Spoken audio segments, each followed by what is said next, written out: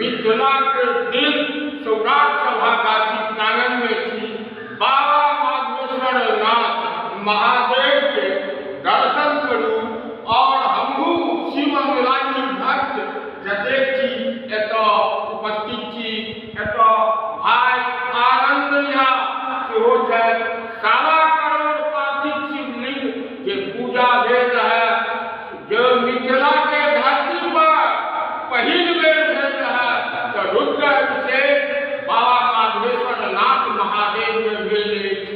ओहिके संदर्भ में एतऽ हमर भाई हमर सखा भाई आनंद झा सेहो उपस्थित छथि और एहि मंदिर के जे पंडाजी छथि साक्षात विराजमान छथि और हुनका संगी शिव अनुरागी भक्त सेहो एतऽ उपस्थित छथि और कुछ आनंद भाई आगा सब वही बात छै जे देवों के देव महादेव परम पिता परमेश्वर तीन लोक के स्वामी ब्रह्मांड के जन्मदाता धरती आकाश पाताल मनुष्य जीव जंतु गाछ वृक्ष पहाड़ जमीन सबके मालिक बाबा परमेश्वर नाथ के बीच में छथि।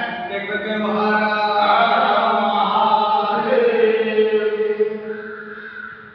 पिछला वर्ष 2022 को बाबा माधवेश्वर नाथ महादेव के असीम कृपा से समस्त मिथिलावासी शिव भक्त शिव अनुरागी शिव के दूत सब के द्वारा एक महान काज भेल।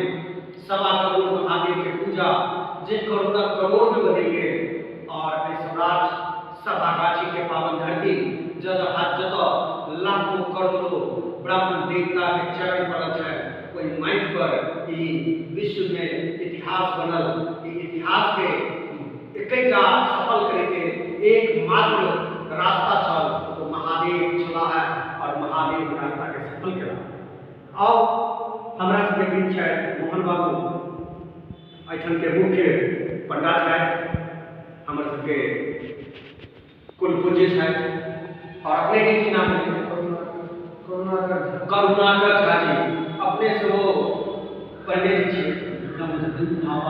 महाभारत के ब्राह्मण है और इनको सब मुक्ति भेटे छे।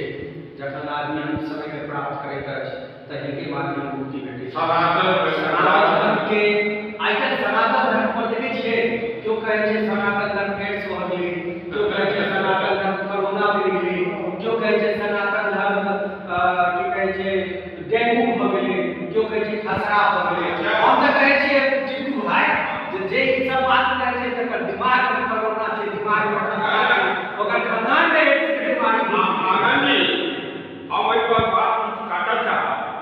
अहाँ सही कहलिए, लेकिन जे एहि तरह बोझै छै सनातन के तो बाप माय के धिया पुता गार्जियन के अंजवा हो जाए छै। चुकी वाली सब है जल्दी कहै छै तोहर बाप काम है हुनकर सोच हम की कहि रहल छियै।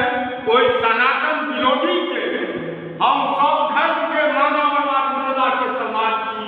हम हर धर्म के लेल बाबा माधवेश्वर महादेव के प्रांगण में हम सब समाज जखन श्री श्री 1000 मिथिला पार्टी समिति पूजा समिति जे पूजा के छल ओ कोनो जाति कोनो व्यक्ति कोनो धर्म कोनो विशेष आदमी के लेल के छल।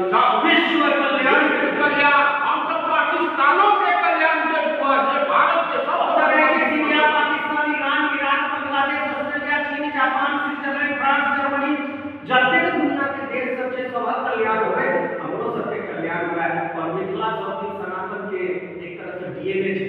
ओना जे सनातन के डेंगू मलेरिया अथवा एचआईवी एड्स कहै छै तऽ हुनका लेल मैथिली में एकटा कहावत छै को पोसला। हां ओ पोसला